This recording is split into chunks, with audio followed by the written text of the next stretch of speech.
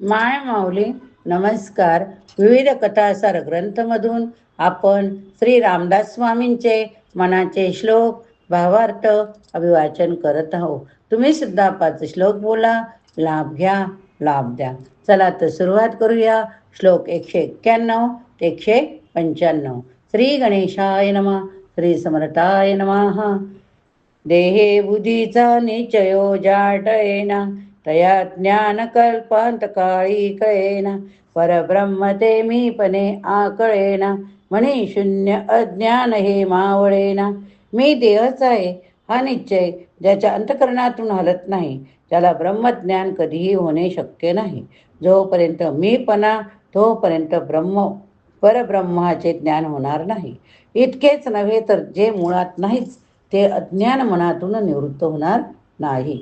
देह अनात्मा असल्यामुळे मी देहत्व आहे ही भावना मी आत्मा आहे या भावनेच्या बरोबर उलट असते. म्हणून मी देहच ही भावना घट्टपणे उराशी बाळगून युगानुयुगे प्रयत्न केला तरी आत्मज्ञान होणे शक्य नाही.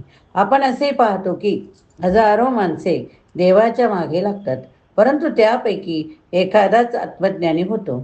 याचे कारण उघड दिसते. हजारोमध्ये एखादाच देहबुद्धी मागायला तयार होतो. निष्ठेने साधन करून देह बुद्धी मृतवत झाली की आत्मज्ञान उदय पावते. वास्तविक आत्म्याकडून विचार केला तर अज्ञान कधी निर्माण झालेच नाही. मानवी मनाने मी वेगळा अशी अहंकारमय कल्पना घट्टपणे वागवली. त्या कल्पनेच्या पायी ज्ञान झाकले गेले. म्हणून मीपणा असे तोपर्यंत वेगळेपण राहते आणि वेगळेपण असेपर्यंत आत्मज्ञान होणे अशक्य होते. मना ना कळे ना ढळे रूप जाचे, दुजे विन ते ध्यान सर्वोत्तमाचे. तया खून हे हीन दृष्टांत पाहे, तेथे संग निसंग दोन्ही न सहाय. ज्याच्यामध्ये कधी बदल होत नाही असे परमात्मा स्वरूप मनाला आकलन होत नाही, त्या सर्वोत्तमाचे ध्यान अभिन्नपणे करावे लागते. खुणेने ते स्वरूप सांगावे म्हटले तर दृष्टांत पुरा पडतो. परमात्मा स्वरूपाच्या ठिकाणी संग निसंग दोन्ही कल्पना टिकत नाहीत. आपले मन अज्ञानाचे प्रमुख साधन. द्रष्टा दृश्य असा भेद करून पाहणे हा मनाचा स्वभाव असल्याने वेगळेपणाशिवाय त्यास वस्तू आकलन करताच येत नाही. जेथे अनेकांचा व्यवहार असतो तेथे आपले मन उत्तम काम करते, परंतु परमात्म स्वरूप एकच एक असल्यामुळे आपल्या मनाचा तेथे प्रवेश होऊ शकत नाही. दृश्य वस्तूंचे ध्यान करणे आपल्या मनाला कठीण जात नाही, कारण ते वेगळेपणाने करणे शक्य नाही. परंतु परमात्म स्वरूप अतींद्रिय सूक्ष्म असल्यामुळे त्याचे ध्यान वेगळेपणाने करता येत नाही.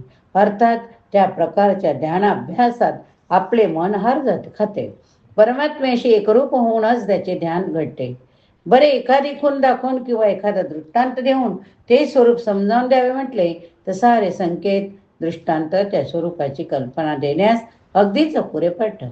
आपली भाषा, आपले दृष्टांत, संकेत, भाव, अभाव, आहेपणा, नाही यांच्या अनुयोगाने वापरावे लागतात.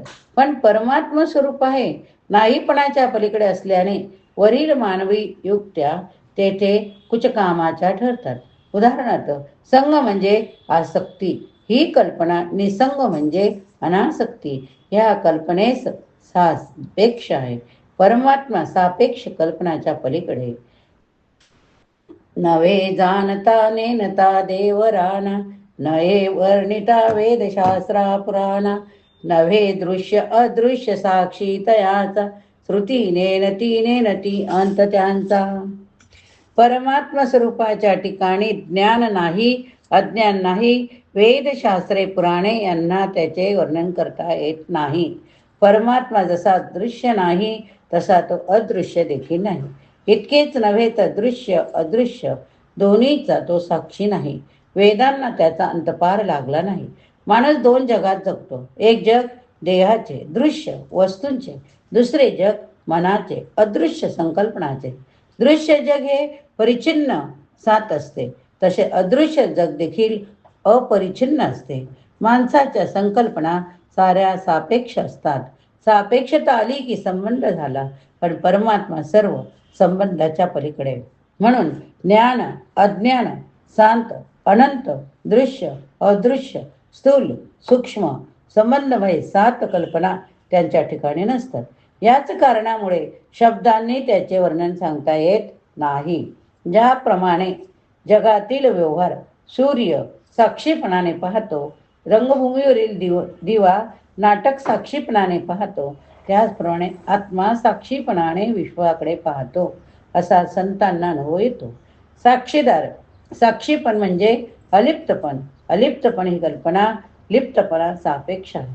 परमात्म स्वरूपाच्या ठिकाणी दोन्ही कल्पना नाहीत. म्हणून साक्षीपणाच्याही पलीकडे जायला हवे. थोडक्यात असे समजावे की माणूस परमात्म वस्तूबद्दल ज्या कल्पना करतो त्या साऱ्या मानवपणाच्या पार्श्वभूमीवर केलेल्या असतात. परमात्मा मानव नाही, तसा तो अतिमानव देखील नाही. म्हणून मानवाने केलेल्या सर्व कल्पना विराम पावल्यावर जे शुद्ध उरते ते खरे परमात्म स्वरूप असते. वेदांना देखील ते कळत नाही. एक कूट प्रश्न, त्याचे उत्तर.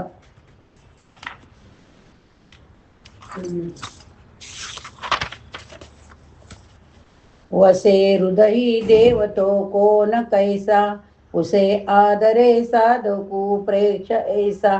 देहे टाकिता देह कोठे राहतो, परी मागुता दाव कोठे पाहतो. साधक आदरपूर्वक असा प्रश्न विचारतो की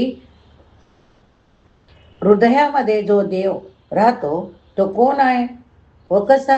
देह सोडल्यावर तो कोठे राहतो, नंतर तो कोठे जन्म घेतो. कोणत्याही तर्कशुद्ध तत्वज्ञानाला पुढील 3 समस्या सोडवाव्या लागतात. माणूस जन्मास येतो कोठून, त्याच्या जीवनात अनाहूत दुःख का, मृत्यूनंतर त्याचे काय होते. मौज अशी की मृत्यूचे गुड करले तर साऱ्या समस्या एकदम सुटतात. अध्यात्मशास्त्रामध्ये अनेकांनी मृत्यूबद्दल विचार केलेला. श्री समर्थांनी येथे देवाच्या कल्पनेशी संबंध असणाऱ्या अंगाचा तेवढाच विचार केलेला आढळतो. साधकाच्या प्रश्नाची पार्श्वभूमी अशी: प्रत्येकाच्या हृदयात देव वास्तव्य करतो असे शास्त्र म्हणते. आतापर्यंत जे देवाचे स्वरूप वर्णन केले ते पाहिल्यावर तो देव माणसाच्या हृदयात कसा राहत असेल हे ध्यानात येत नाही. म्हणून हृदयात राहणाऱ्या देवाचे स्वरूप समजून घेण्याची जिज्ञासा झाली. शिवाय देवाला जर देवाचा आधार असेल तर मृत्यूसमयी देह पडल्यावर देवाची अवस्था काय होते, त्याला पुन्हा देवाचा आधार मिळतो का, तो मिळत असला कसा मिळतो, या अडचणी मनापुढे उभ्या राहतात. वसे हृदयी देव तो जान ऐसा, नभाचे परी व्यापकू जान तैसा. सदा संचला येत ना जात काही, तया विन कोठे रिता ठाव नाही. हृदयामध्ये जो देव राहतो तो आकाशाप्रमाणे सर्व ठिकाणी व्यापून आहे. तो निरंतर सर्वत्र भरलेला असल्याने त्यांच्या वाचून कोणतीही जागा रिकामी नाही. अर्थात त्याला कोठे येणे जाणे नाही. श्री समर्थाने येथे प्रश्नासूत्र दिले. उत्तराचा भावार्थ असा: कल्पना करा की एक समुद्र आहे. काय? एक समुद्र. त्याच्यामध्ये अनेक लहान मोठे मडके सोडली. काही वेळाने सारी मडकी पाण्याने भरतील आणि बुडाशी जातील. प्रत्येक मडके आत बाहेर पाण्याने व्यापलेले असतात. त्या मडक्यापैकी काही मडके फुटली तर समुद्राच्या पाण्यामध्ये काय फरक झाला असे म्हणता येईल. त्याचप्रमाणे परमात्म स्वरूप अनंतपणे पसरलेले. त्यामध्ये प्राण्याचे देह येतात जातात. देह आले गेले तरी परमात्म स्वरूप काही फरक पडत नाही. ते अगदी जसेच्या तसे राहतात. मग माणसाच्या हृदयात देव जातो याचा अर्थ काय समजावा. ज्ञानदशेमध्ये अज्ञानाला अस्तित्वच नसल्या कारणाने ज्ञानी पुरुषाला संबंध विश्व सारा दृश्य पसारा परमात्म स्वरूपच दिसतो. पण अज्ञान दशेमध्ये विश्व तसे दिसत नाही. पंचभूतांचे बनलेले विश्व परमात्म स्वरूपावरील पांघरून असा अज्ञानी माणसाचा प्रत्यय असतो. सर्व ठिकाणी पसरलेले हे पंचभूतात्मक पांघरून मानवी पिंडामध्ये पंचकोशाच्या रूपाने विरसते. पांघरुणाचा शेवटचा पदर म्हणजे आनंदमय कोश होय. आनंदमय कोशात स्वस्वरूपाचा प्रकाश मिळतो. आनंदमय कोश हृदयात असतो, म्हणून हृदयात देव राहतो असे म्हणतात. माणसाला 4 वेद असतात, 4 देह असतात. किती? 4 देह. स्थूल, सूक्ष्म, कारण, महाकारण. महाकारण म्हणजे विश्वमन. कारण देह, सूक्ष्म देहाचाच अधिक सूक्ष्म भाग असतो. मरणसमयी सूक्ष्म देह स्थूल देहामधून कायमचा बाहेर पडतो. काही काळ तो त्या अवस्थेमध्ये काढतो. नंतर त्याची वासना अधिकाधिक तृप्त होण्यास योग्य स्थूल देह ज्यात्म आई बापापासून मिळेल त्याच्या पोटी तो जन्म घेतो. या ठिकाणी हा भाग संपला. पुढील श्लोकात पुढील विवरण बघूया. श्रवण केले तर बोला. जय जय रघुवीर समर्थ, जय जय रघुवीर समर्थ. श्रीराम जय राम जय जय राम, श्रीराम जय राम जय जय राम, श्रीराम जय राम जय जय राम, श्रीराम जय राम जय जय राम. श्रवण केले असेल तर तुमची प्रतिक्रिया लिहायला विसरू नका.